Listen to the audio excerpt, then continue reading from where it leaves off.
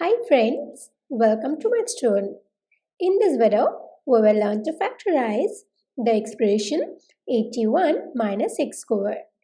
If you want to learn more about this, you can visit mathstoon.com or you can also check the link given in the description box.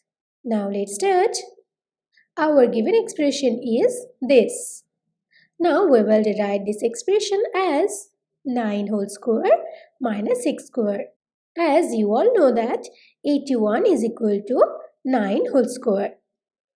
Now look that this expression is in the form of a square minus b square, where a is 9 and b is x.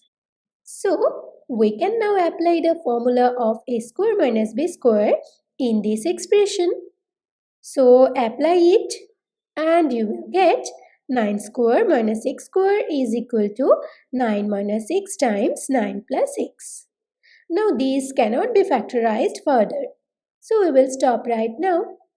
So finally we get 81 minus x square is equal to 9 minus x times 9 plus x. And this is our final desired factorization. Thank you for watching. Please like and share this video. If you find it useful, leave your comment in the comment box. Do not forget to subscribe this channel. Please hit the bell icon to get notification of new videos earlier.